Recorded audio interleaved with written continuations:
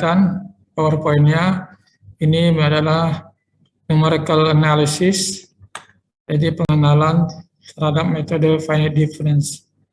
Jadi metode finite difference ini, atau dalam bahasa Indonesia disebut dengan beda hingga, ini salah satu metode analisa numerik untuk menyelesaikan persamaan diferensial.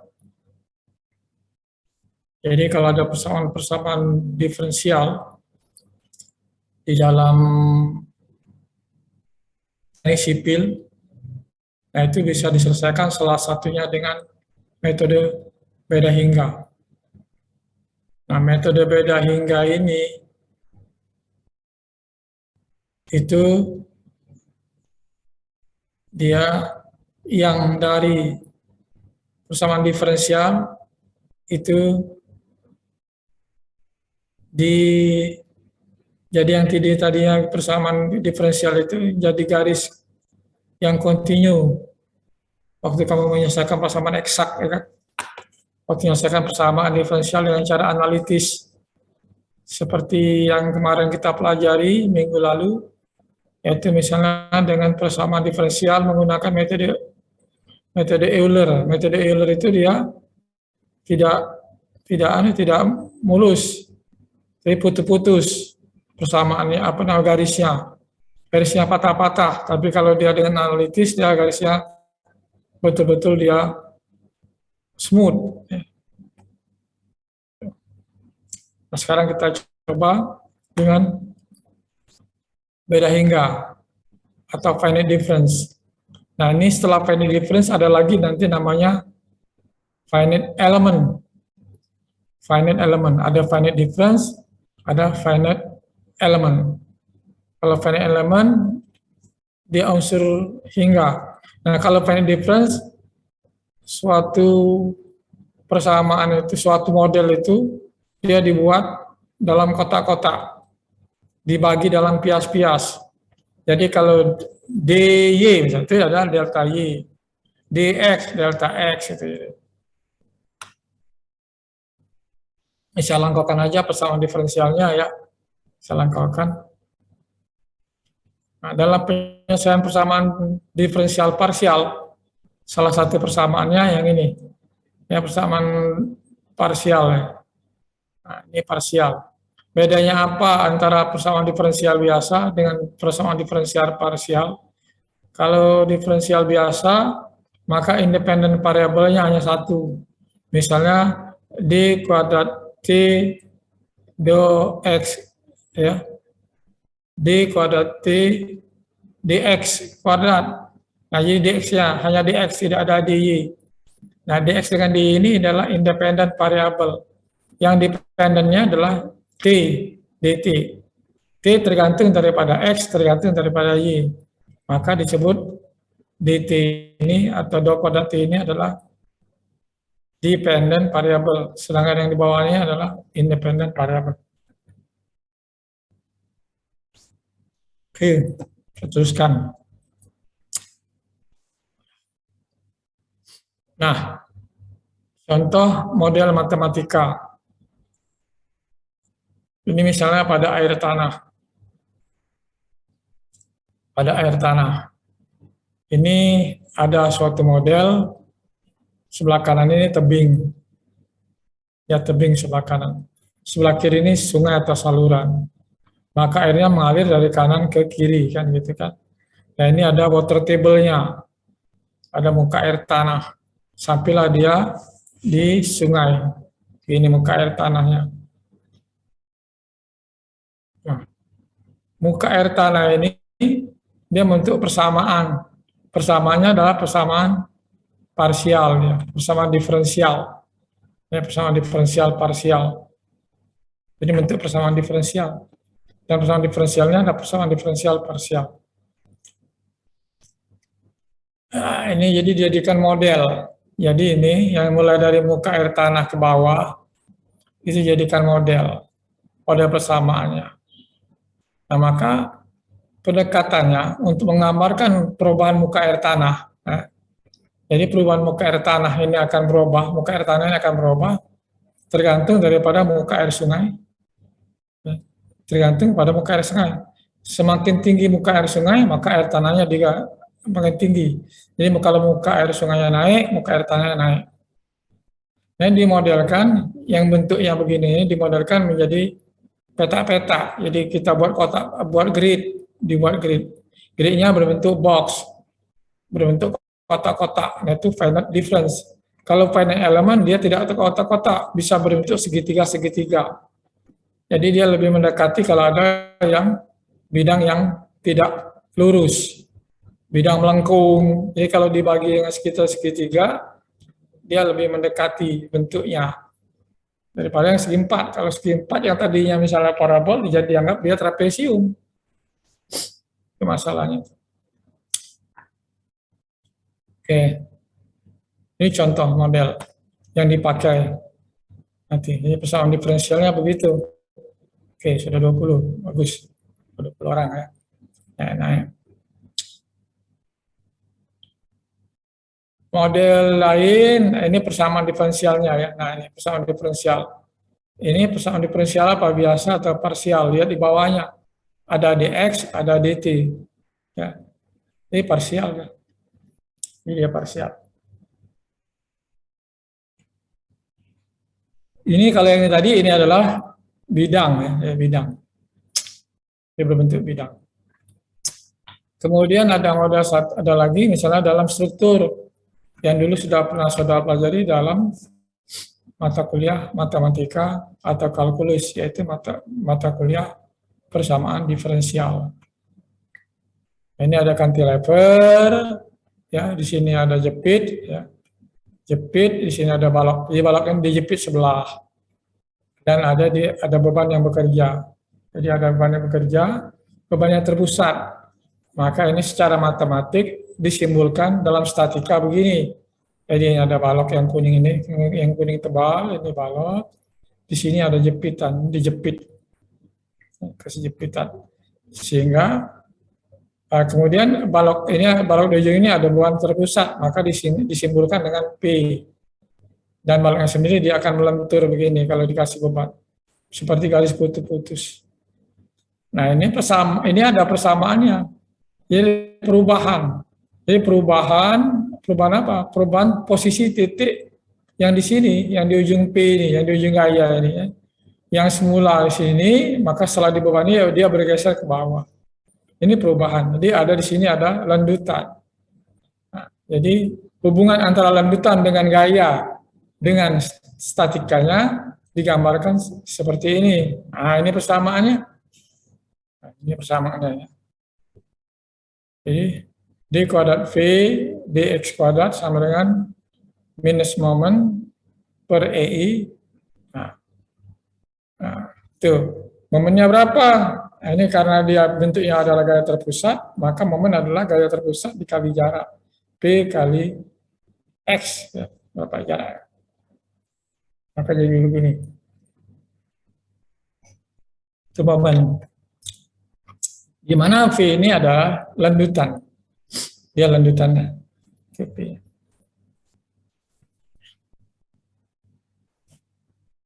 Landutan yang terjadi di sini ya. Dia berubah posisi. Dari garis yang orange ini yang tebal, jadi garis putus-putus. Nah ini persamaan ini dapat diselesaikan dengan analitis. Bisa. Yang sebelumnya saudara selesaikan dengan integral. Ya, dengan cara analitis. Ini saudara selesaikan. Waktu kuliah pada semester sebelumnya. Nah sekarang bagaimana kalau dia dengan metode numerik? Kalau dengan metode numerik, maka dia pakai yang kita hari ini adalah kita kenalkan metode beda hingga. Contoh lain struktur yang ada persamaan diferensialnya nanti. Ya. Contoh lain struktur ada persamaan diferensial. Contohnya ini adalah jembatan gantung. Ya. Jembatan gantung. Atau disebut dengan suspension bridge. Suspension. Jadi dia itu menggantung. Ya. digantungkan, suspension bridge. Jadi dia kekuatannya utamanya adalah pada kabel. Kalau kabel ini kuat, maka jembatannya tidak roboh. Begitu kabel ini putus, jembatannya maka dia roboh. Seperti terjadi di jembatan beberapa tahun yang lalu, pernah jembatan roboh di Kalimantan Utara ya, di Kaltara, Kalimantan Utara, yaitu di Kukar, Kutai Kartanegara. Nah, itu kabelnya putus. Begitu kabel putus, semuanya ambruk, kolaps. Jadi kekuatannya di kabel. Jadi beban yang bekerja ini adalah kendaraan, kemudian beban mati dan sebagainya. Ini ditopang oleh lantai jembatan, oleh struktur jembatan. Struktur lantai jembatan ini, ya, ini mana hubungannya dengan kabel? Digantungkan ke kabel, hanger namanya, hanger. Kalau kamu menggantungkan baju, penggantung baju juga namanya hanger. Jadi penggantung. Jadi digantung oleh hanger ini ke kabel. Jadi kekuatannya adalah pada kabel. Sehingga secara statika digambarkan begini. Dianggap ini dua peletakan, ya, ada dua peletakan. Ini ada kabelnya dan kabel ini mengalami lendutan. Dia mengalami lendutan. Besaran lendutan berapa? Hubungannya terus dengan gaya berapa, ya? Dengan ketinggian, dengan jarak antara kabel ke lantai jembatan berapa, yaitu ada. Nah, ini persamaannya. Ya. Ini ada persamaan diferensialnya. Jadi yang namanya segala sesuatu yang hubungannya dengan perubahan dalam teknik sipil itu, maka dapat digambarkan dengan persamaan diferensial. Persamaan diferensial itu bisa persamaan diferensial biasa atau persamaan diferensial parsial. Dan bisa diselesaikan dengan numerik, dengan analisis numerik. Salah satu caranya, salah satu metodenya adalah metode apa namanya? Metode finite difference. Nah, itu. Jadi metode finite difference. Ini tidak saya rekam tadi, nanti saya kasih rekaman yang kemarin ya, yang waktu saya ngajar yang Indralaya.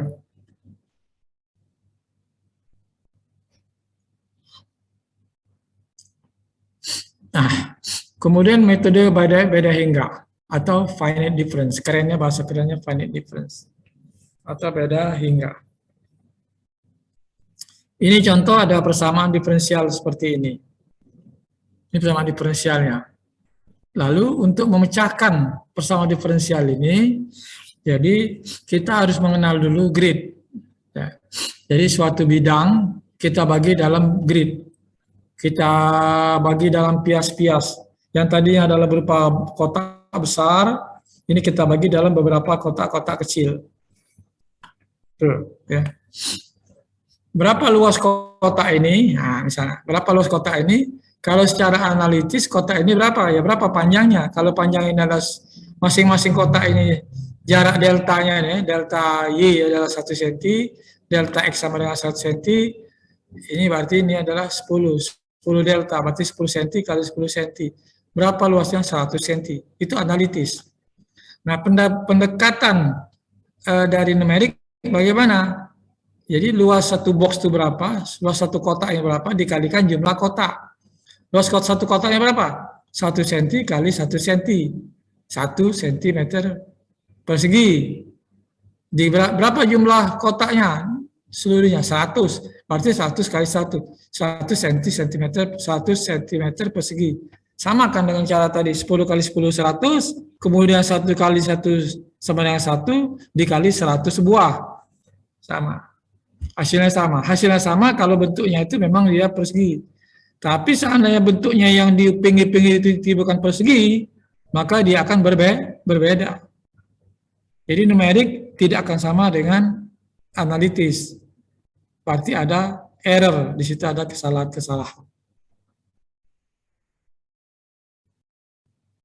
Ada pertanyaan di situ? Masih dengar kamu? Ada pertanyaan? Ya.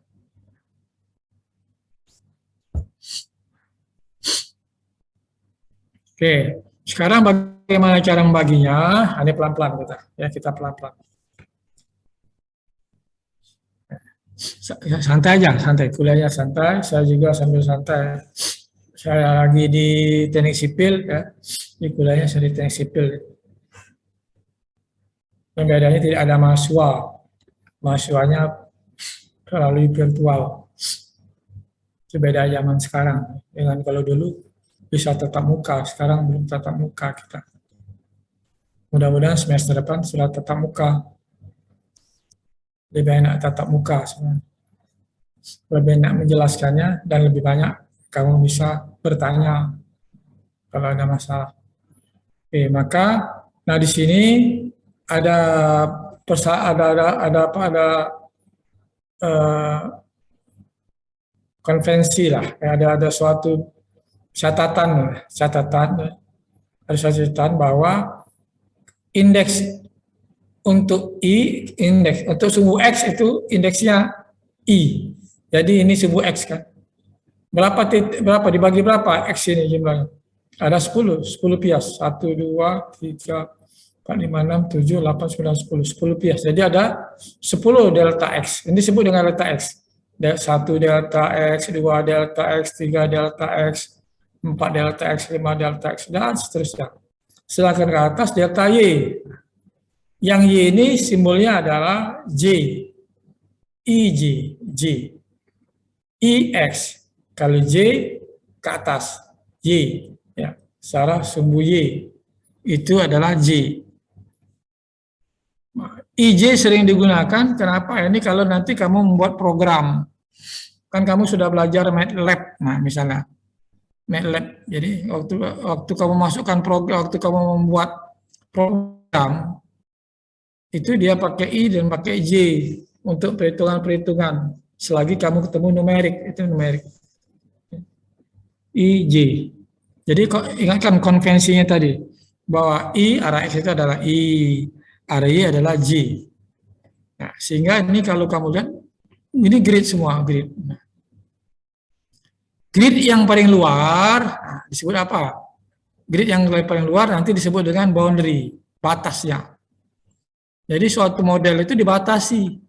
Kalau tidak dibatasi tidak bisa, harus dibatasi. Batasnya adalah ini, kotak ini. Kotak ini dibatasi oleh garis terluar. Garis terluar ini adalah boundary. Boundary-nya.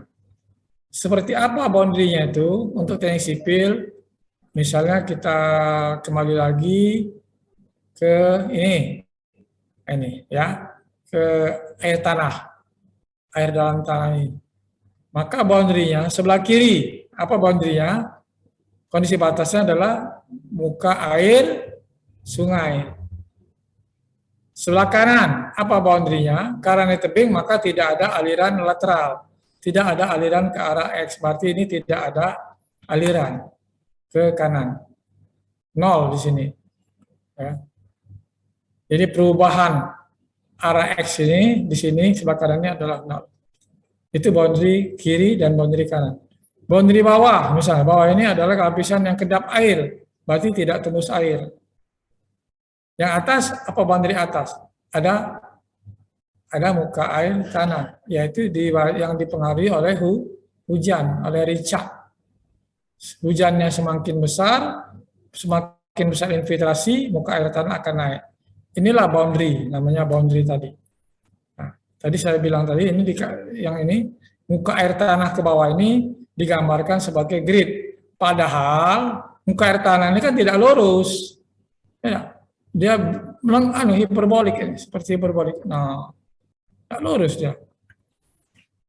Jadi kalau kamu buat kotak-kotak di sini, maka dia tidak ada yang bagian yang tidak terhitung. Ya, garis melengkung ini dibuat kotak, dia buat patah-patah. Delta X, dan delta Y, delta Y.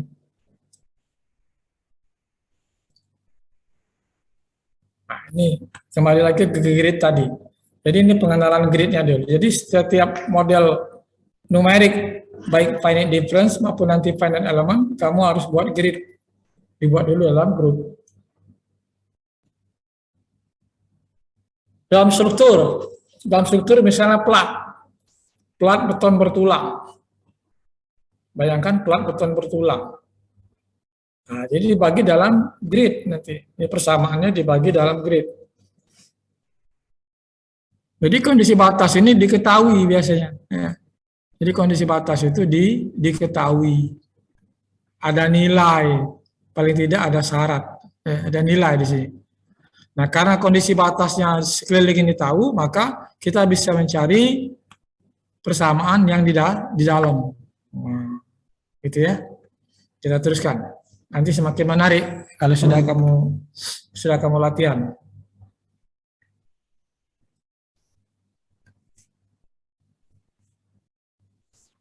Oke.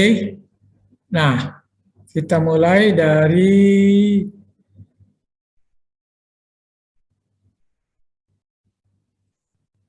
grid tadi ya, grid. Oke. Nah, sekarang kita lihat bagian dalam dari model tadi. Nah, misalnya ini. Nah, ya. Jadi kita tetapkan misalnya ini adalah IJ. Ini adalah titik IJ. I tadi apa? X. Berarti X-nya sama dengan I. J apa tadi J tadi? J tadi adalah Y. Y sama dengan J. Maka kalau ini IJ ke arah X, berarti ini adalah I minus 1. Yang ke depan I plus 1. Ya. J-nya tidak berubah, karena J itu J adalah kita bicara J tadi apa? Bicara J tadi arah Y. Jadi Y-nya sama dengan J. Nih. Sedangkan kalau ke atas ke bawah, baru J-nya berubah. Yang ke atas J plus 1, yang ke bawah J minus 1. I-nya tetap I. Nah, ini cara penomoran. Ya, cara penomoran. Jadi grid nanti harus dinomorin. Mengapa dinomorin? Supaya nanti waktu kita membuat program, itu waktu menghitung, dia bisa dapat persamaan. Sekarang kita teruskan ke bawah. Ini tolong dilihat dulu, yang tengah-tengah ini IJ, yang ke kiri I minus 1, yang kanan I plus 1. Kalau kiri kanan bicara I, atas bawah bicara J, nah gitu aja. Jadi kalau ini J ke atas, J plus 1, bawahnya J minus 1. Nah kemudian persamaan tadi, yang do kuadrat U do X kuadrat, itu analitis. Kalau ditulis secara numerik dengan finite difference, bentuknya begini jadinya. Jadi sama dengan UI plus 1J ditambah UI minus 1J dikurangi 2 UIJ dibagi delta X kuadrat. Jangan dihafal. Nah, lagi-lagi jangan dihafal, tapi dimengerti. Bagaimana mengertinya? Lihat gridnya lagi.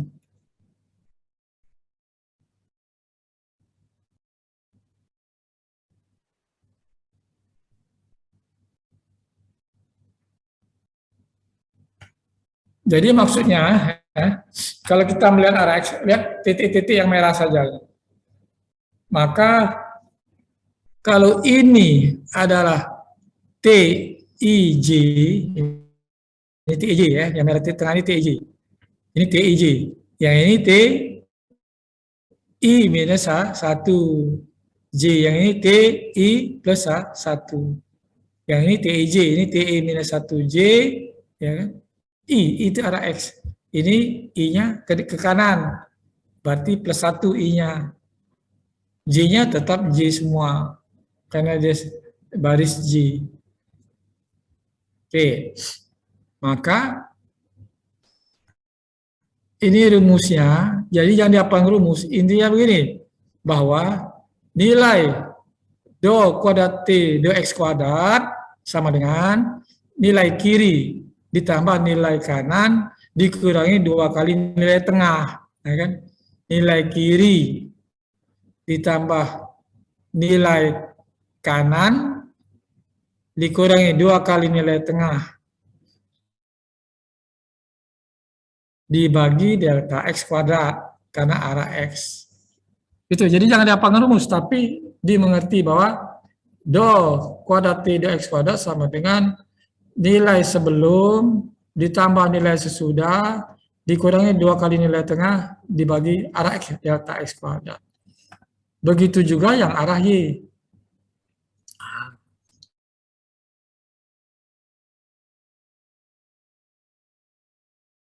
Kalau tadi arah X, do kuadrat T, dy kuadrat, do Y kuadrat. Nah ini kita lihat yang warna hijau. Jadi sama, do kuadrat T, do X, do Y kuadrat sama dengan nilai bawah ditambah nilai atas dikurangi 2 kali nilai tengah dibagi delta Y kuadrat. Nah, jadi yang biasanya tadi arah X delta X, arah Y delta Y. Jadi begini dia kalau dia numerik. Nah, kalau kita teruskan yang tadi itu, nah, maka do kuadrat U, do kuadrat U, do X kuadrat, berapa tadi? Nah ini, jadi ini, ya. Yang arah X, jadi yang arah X, yang arah Y, per delta Y kuadrat. Jadi yang persamaan dua tadi itu, nah ini dijumlahkan, ya, dijumlahkan. Jadinya begini. Sekarang, misalnya delta X sama dengan delta Y, maka ini jadinya. Nah, jadi persamaan ini bisa disederhanakan lagi menjadi persamaan di bawah ini. Juga jangan dihafal. Caranya adalah, yang dihafal, nilai tengah, ya, atau 4 kali nilai tengah sama dengan nilai sekitar, nilai sekeliling. 4 kali nilai tengah titik sama dengan nilai sekeliling. Jadi nilai atas tambah nilai bawah, ditambah nilai kiri, tambah nilai kanan, itu sama dengan 4 kali nilai tengah. Nah, ini kan 0 kan, kalau pindah sini kan 4 UIJ. Jadi jangan hafal, tapi dimengerti bahwa nilai tengah itu sendiri, jadi langsung dapat U-nya, bukan lagi berupa diferensial, sudah dapat U. Nilai U ini sendiri adalah U tengah sama dengan U sekitar dibagi dengan 4. Sudah selesai. Dapat U-nya. Lebih sederhana, ya, dibandingkan dengan analitis. Ya. Tuh. Nah, sekarang saya mengajak saudara sama-sama belajar.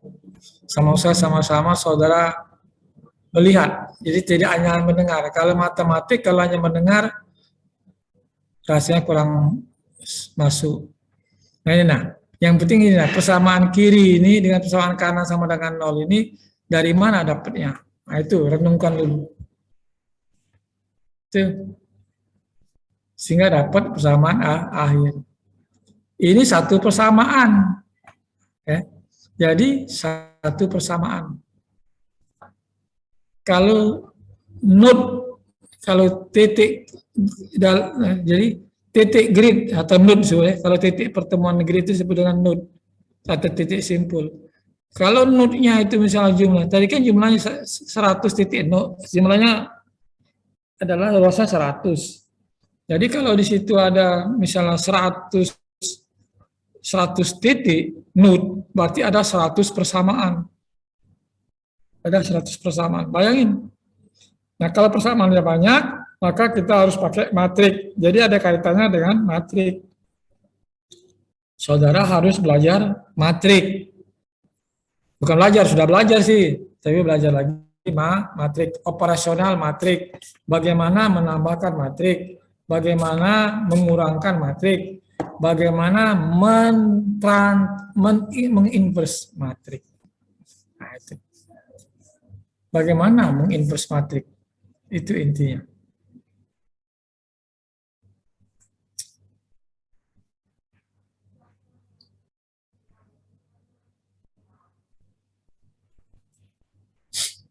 Ada pertanyaan? Wulan, mana Wulan? Wulan, ada Wulan? Iya, Pak. Enggak ada, Pak.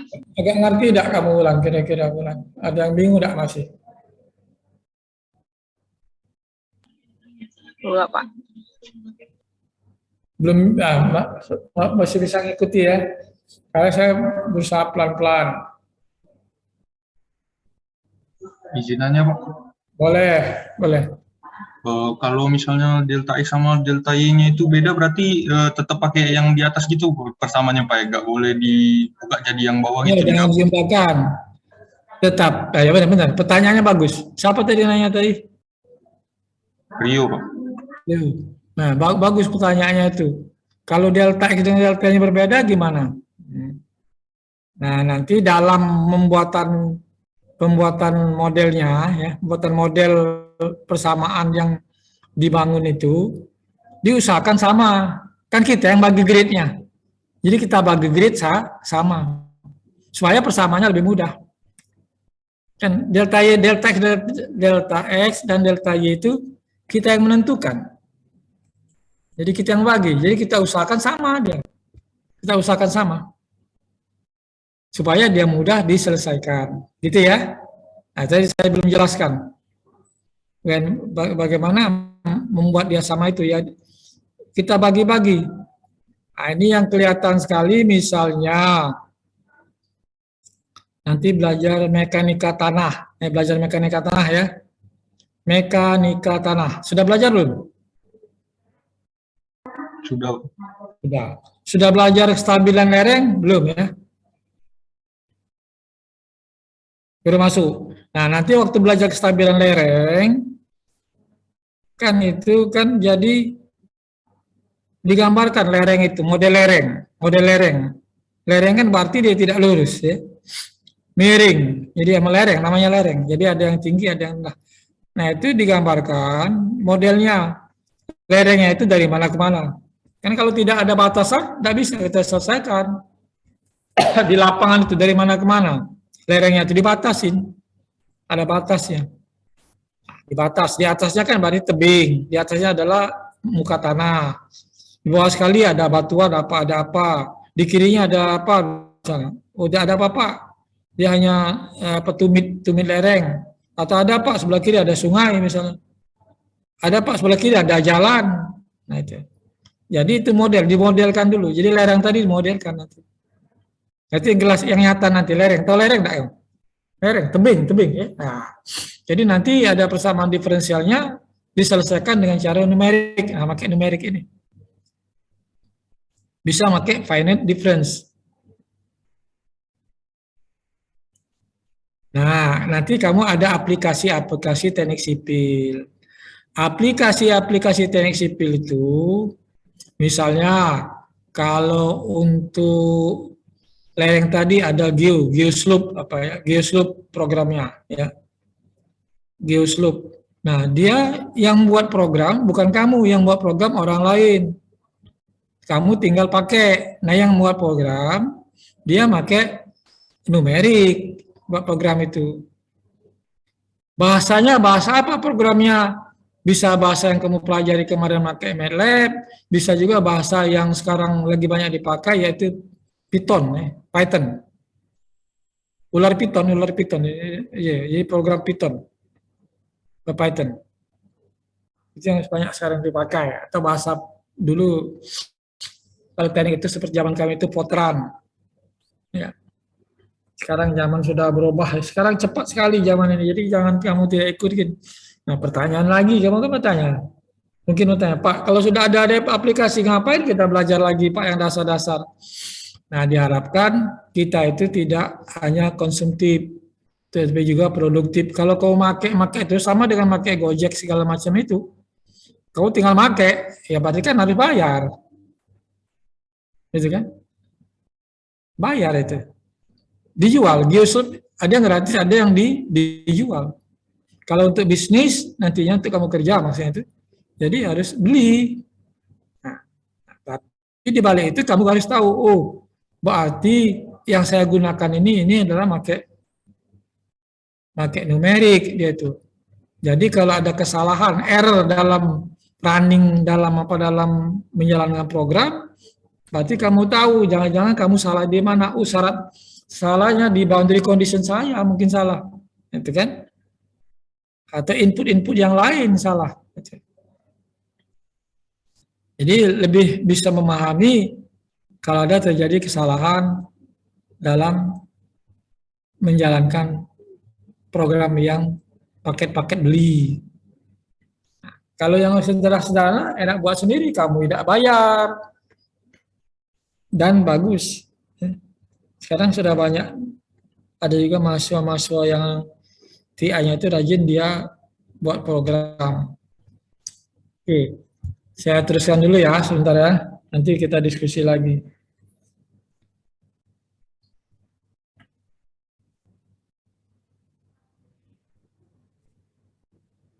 Nah ini tadi yang boundary condition. Boundary condition itu ada dua macam. Ada namanya Dirichlet boundary condition, ada Newman boundary condition. Kalau Dirichlet itu berupa besaran, misalnya temperatur, tinggi muka air, head, tegangan, segala macam. Ini jadi besaran, diberikan besaran. Kalau Newman, dia berupa syarat, dia tidak ada besaran. Misalnya, perubahan ke arah H terhadap X tidak ada. Ini kalau di HDT itu macamnya perubahan H terhadap X sama dengan 0. Atau DT DX, berarti perubahan T ke arah X ya, terhadap X itu juga sama dengan berapa? Bukan hanya 0, mungkin ada angka. Bisa saja 0. Ini jenis kondisi batas. Yang tadi ada kiri kanan atas bawah saya bilang tadi. Nah, ini contoh kondisi batas dengan angka. Ada, ya. Jadi kiri kanan sekeliling ini ada besarannya. Untuk yang ada besarannya, maka begini cara membuat persamaan. Misalnya kita di sini persamaan pada yang dilingkari. Persamaan berapa ini? Yang dilingkari ini. Persamaan pada titik 11. Nah, pada titik 11 ini persamaannya adalah tadi 11, misalnya U ini bisa tegangan, bisa head daripada air ya, bisa tekanan air, apa saja ini namanya. Ini U ini adalah melambangkan, jadi simbol. Tidak harus U itu sesuatu misalnya energi, bukan. Jadi di sini untuk persamaan untuk titik 11 bahwa nilai yang di tengah ini sama dengan nilai sekeliling dibagi dengan 4. Nah, coba nilai tengahnya apa tadi kan U11. Nilai di pinggir ada 12, ada 21. Ya, maksud sudah loh. Ada 12, ada 21. Nah, ini baru yang sini adalah U1 karena sepanjang ini semuanya sama dengan U1. Ini U1.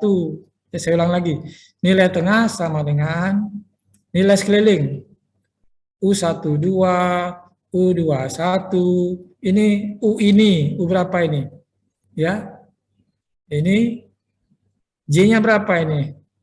J-nya 0 di sini ya. Ini J. J-nya 0. I-nya berapa? I1. Jadi 01 di sini.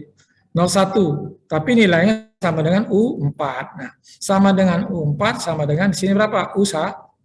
Ini persamaannya dibagi 4. Ini persamaan ini. Kemudian persamaan 1, 2. Nah, juga sama. Persamaan 2, 1. Terus seluruh ini yang ada di dalam harus dicari. Nah, coba ini berapa nih? Berapa titik ini dalam? 9. Berarti kamu nanti ada 9 persamaan. Jadi 9 persamaan harus dicari. Kalau ada 9 berarti 9 persamaan. Dulu waktu belajar menyelesaikan persamaan banyak cara, tidak harus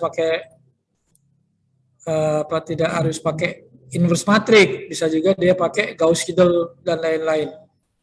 Nah, tapi dalam contoh ini saya pakai inverse matrix karena lebih mudah operasionalnya untuk jumlah grid yang tidak banyak.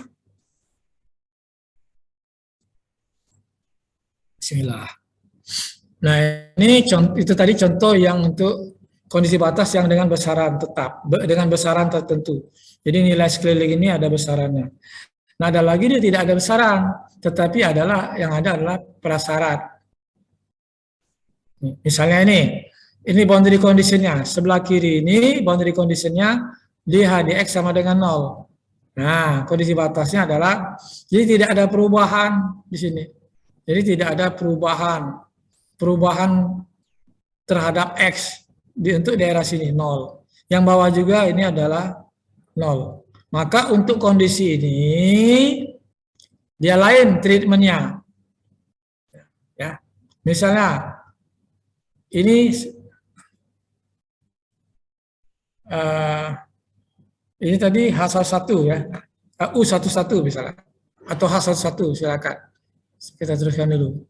Nah, maka H11 ini adalah nilai sekitar, yaitu 12 ditambah 21. Ya, 12 ditambah 21. Terus yang sebelah sini apa? Sebelah sini nilainya yang ini. Ya. Nilai sini sama dengan nilai berseberangan. Jadi nilai 21. Maka dari situ kamu lihat di sini 21-nya 2 kali. Gitu kan? Tuh. Kemudian yang ini juga ada 1, 2, yang ini ada 1 lagi 2, 2. Nah, ya. Nah, ini 1, 1, H1 ini H11 ya.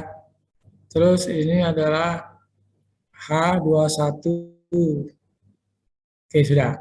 H11, U12 ada tadi. Ini H11 yang di sini. Oke, ini. Nah. Oke, ini ya. Nah, sedangkan persamaan H21 lain lagi. Ya, ini 1, 1, ini 1, 2, ini 1, 2 di sini ya. Oke, maaf ini 1, 2, ini 1, 2. Jadi intinya nilai tengah ini sama dengan nilai sekeliling dibagi 4 gitu ya. Itu intinya.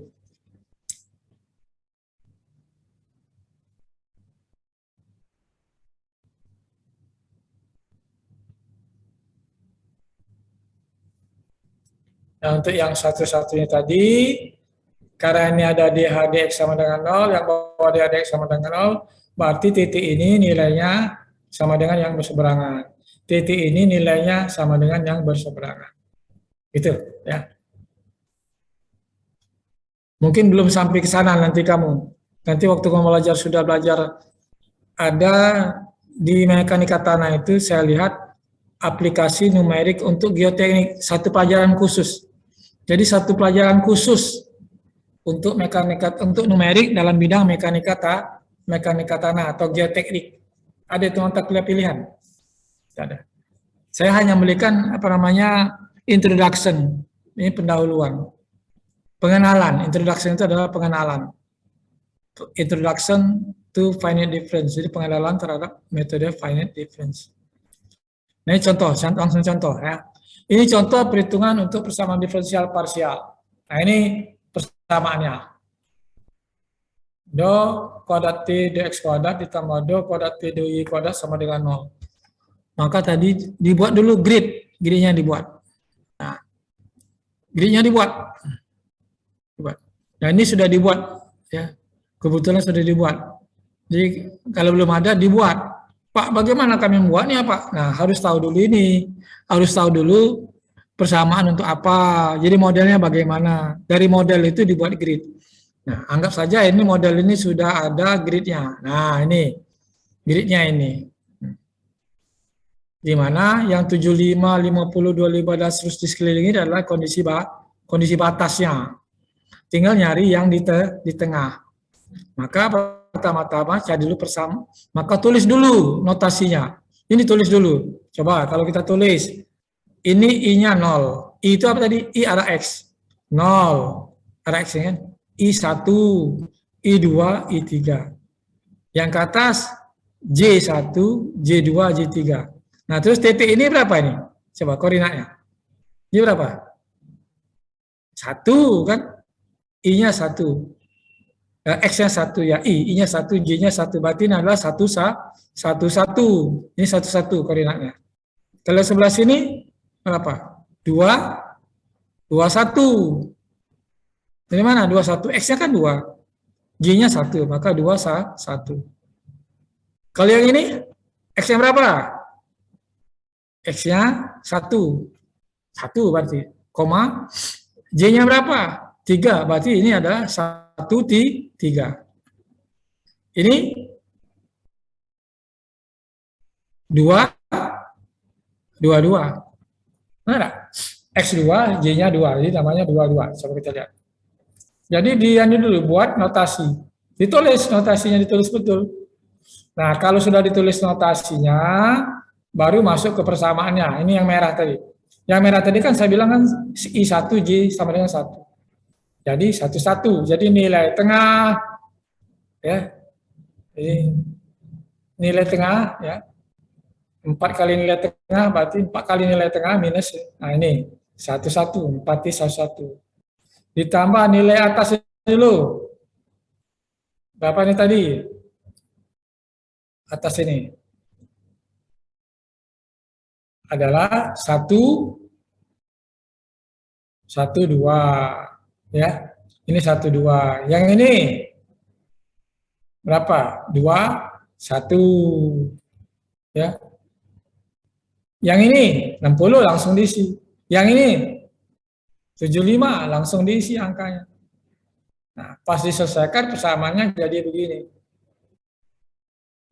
T21, T12 minus 4, T11 sama dengan minus 135. Yang ini namanya C. Nah, ya, konstan. Yang ini C. Yang ini adalah berupa sekian kali T. Ya, sekian kali T. Ya. Ada T11, T12, T21. Oke, ini ya. Ini baru satu persamaan. Nah, tadi dalam e-learning saya kasih tugas. Tugasnya ini sama persis. Hanya tolong tuliskan persamaan yang kedua dan ketiga dan keempat. Jadi ya belum ada 3 persamaan lagi. Kami tulis persamaan ini seperti ini. Tuh. Juga persamaan yang ada yang 2 lagi. Jadi ada 3 lagi persamaan yang belum ditulis. Nah, kamu tulis. Dan ini dibimbing proses hitungannya dengan cara sama untuk I2 sama dengan 2 dan Y sama 1. Artinya titik yang belum dibuat persamaannya tadi. Dibuatlah persamaan. Jadi masih ada 3 lagi persamaan. Sehingga persamaannya ada 4. Nah, kalau kita masukkan dalam matrik, ini berarti ya, jadi persamaan ini C, 0 ini C ya. Ya bukan, minus 135 ini C. Ini adalah, jadi matrik T sama dengan matrik C, atau matrik A dikali matrik T sama dengan matrik C. Nah, jadinya itu matrik A dikali matrik T sama dengan C. Matrik A-nya yang mana? Misalnya baris pertama tadi, ini bacanya kan? Ini. Jadi T1, jadi ini T11 4, T12 1, T23-nya 1. Nah, ada yang 0, 0-nya adalah T yang berapa yang 0 tadi? Ada yang 0. Kan ini komponen semuanya. 21, 01, 12. Kan ada berapa? 1, 2, 3, 4, 5. Mana yang tidak ada? 11 ada. 12 ada. 21 ada. Yang tidak ada 01. Yang tidak ada berarti nilainya 0. Maka kalau dimasukkan ke dalam matrik begini. Jadi buat matrik begini jadi. Minus 4T11 ditambah 1T12 ditambah 1T21 kemudian 0 kali T22 sama dengan minus 135. Dan ini bacanya begitu juga. Baris kali kolom sama dengan C. Itu baru menuliskan ke dalam bentuk matrik. Nah, kalau saudara ingat teori matriks waktu itu, ya, teori matriks, maka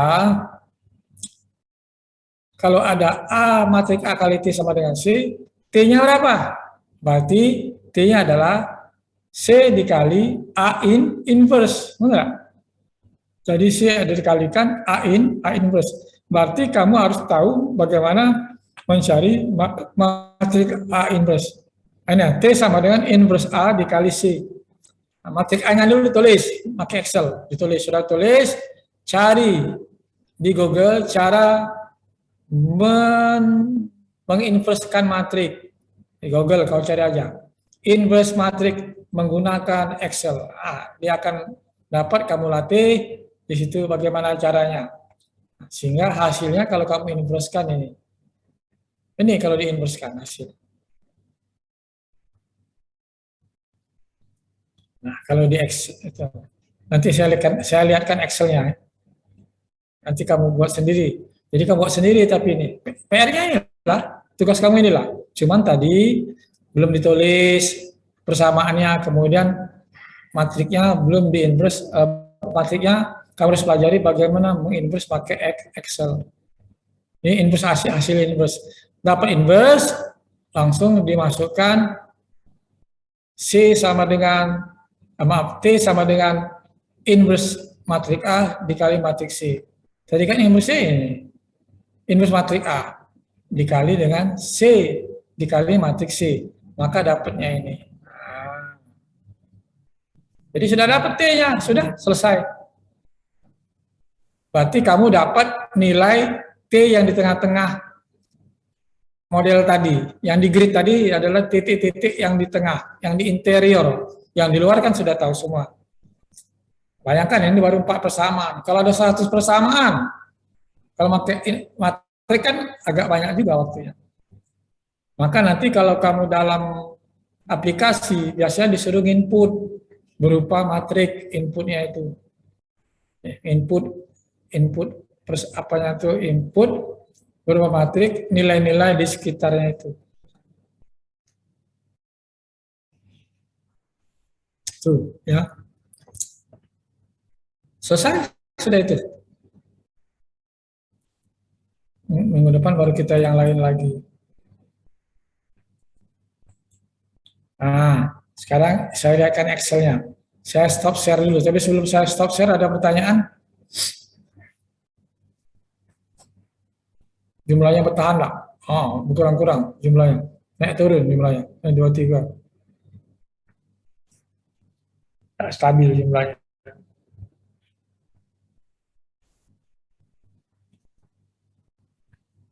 Kalau turun-turun berarti akan ada perubahan. Nah itu bisa didiferensialkan itu. Ya. Bisa dijadi persamaan diferensialnya. Ada perubahan. Setiap ada perubahan itu diferensial. Karena diferensial itu adalah persamaan yang menggambarkan perubahan.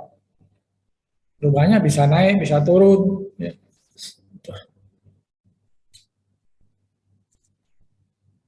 Ada pertanyaan?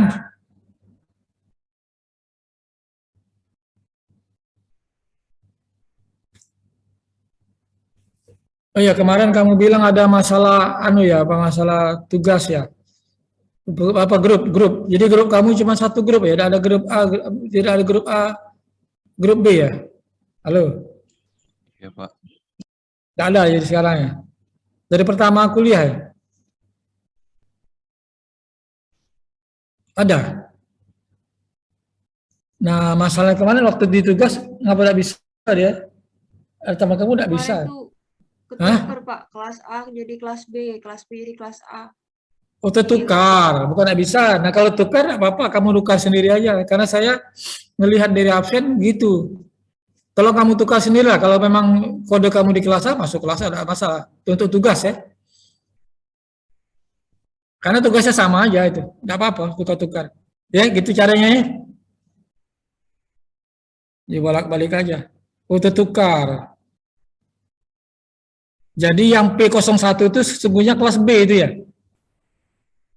Kan ada P01 kan kodenya kan. Bla bla bla bla P01. P itu Palembang. 01 di kelas B berarti itu ya.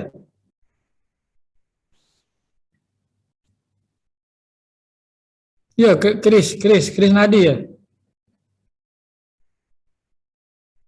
Halo. Nah, tolong nanti kamu kerjakan ini ya. Dan minggu depan saya akan random. Saya minta kamu presentasikan hasil kamu. Tapi random, tidak seluruh. Random. Random itu acak. Ya. Saya ambil sampel aja. Saya ingin tahu kamu ngerti apa tidak kan. Nah, habis itu baru kita ke balok minggu depan tuh kita ngurusi yang balok dulu.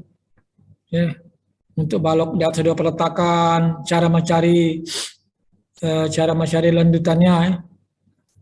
Agak menarik itu, jadi mencari lanjutannya dengan cara numerik, bukan analitis, tapi dengan cara numerik. Jadi bisa dibandingkan dengan analitis, bisa. Kita bandingkan nanti analitis dengan numerik.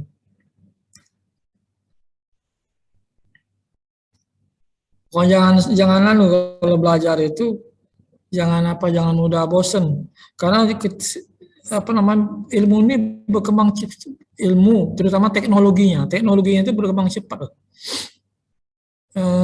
Kalah dengan teknologi, kadang-kadang kita itu kalah dengan perkembangan teknologi. Saya sendiri ngaku saya ketinggalan banyak, saya ketinggalan, saya akui. Semakin lama semakin ketinggalan, nggak bisa nyusul dia. Pengennya harusnya belajar lagi, banyak lagi, terutama yang di lapangan itu saya ketinggalan di lapangan, karena sudah banyak nggak di lapangan lagi. Di lapangan juga ada kerjaan di lapangan, tapi kerjaan di lapangan yang biasa-biasa saja. Sedangkan yang terjadi itu yang luar biasa. Maksud yang luar biasa kalau saya lihat di YouTube itu, dia bangun misalnya rumah bertingkat, dia ada pakai modular. Jadi sudah dibuatnya di pabrikasi yang di luar, begitu datang ke lapangan seperti dia buka ini harmonika itu, jadi bisa lipat-lipat segala macam. Tidak sampai sehari jadi bisa bangunan itu, bisa berdiri bangunan itu sehari mainannya. Ya, tidak lagi mainan bulan, dia pakai hari. Tapi membuat tempat lain di pabrikasi mungkin lama, tapi begitu masang lapangan cepat sekali. Ya, itu ilmu. Nah, saya ketinggalan, saya tidak ada praktek di situ. Makanya kita harus banyak-banyak belajar. Kamu di sipil, terutama sipil, harus banyak-banyak belajar. Jangan bosan. Kalau tidak kita digulung tergulung sama teknologi. Teknologi sekarang hebat sekali teknologi. Ya.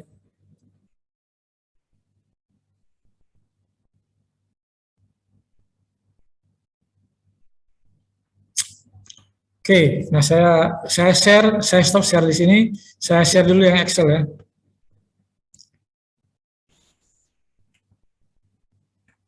Nah, misalnya ini matrik ya, ini matrik ya.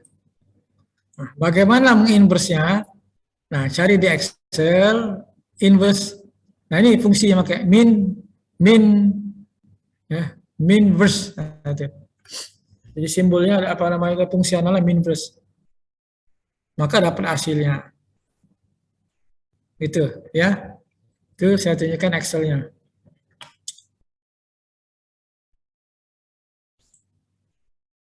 Oke, nah kembali lagi ke tugas tadi ya. Oke. Tugas saya stop share dulu ya.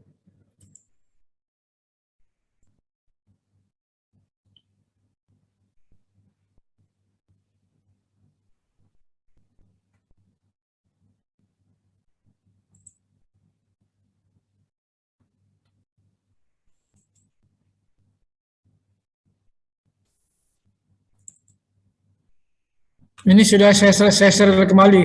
Kelihatan belum? Apa yang PowerPoint sudah ya? Yang PowerPoint belum ya? PowerPoint ada, Bang. Ada ya? Oke. Nah itu untuk hari ini sampai situ ya. Mudah-mudahan bermanfaat hari ini untuk kuliah kita hari ini. Tolong tugasnya kerjain ya. Ya itu saya kasih waktu 1 minggu dari hari ini. Ada yang mau diskusikan, kamu silakan. Angkatan 2020 kamu sekarang ya? Halo? Iya Pak, 2020. 20 ya. 2020 semester 4 sudah kan? Makanya mudah-mudahan semester depan itu sudah bisa offline, jadi bisa praktek ya, bisa praktek di lapangan, bisa diajak dosen lihat lihat proyek. Karena kalau kita lihat di lapangan itu lebih visual, jadi lebih terbayang, tidak abstrak. Kalau ini dibarengi dengan gambar-gambar saja kan, jadi di lapangan itu terlihat betul.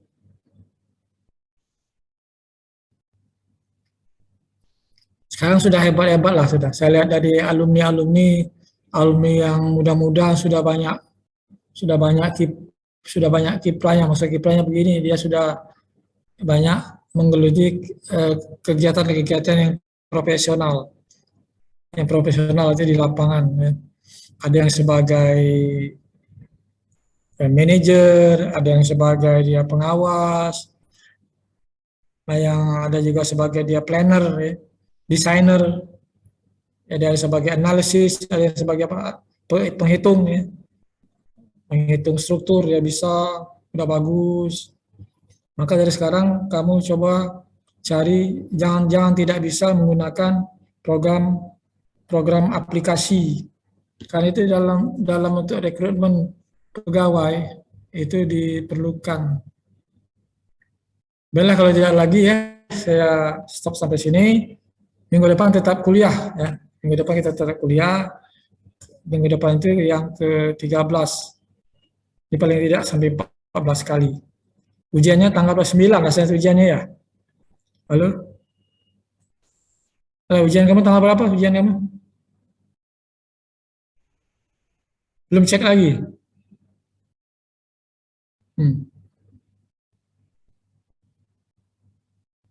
Dicek lagi ya. Ya berdoa mudah-mudahan sehat-sehat semua.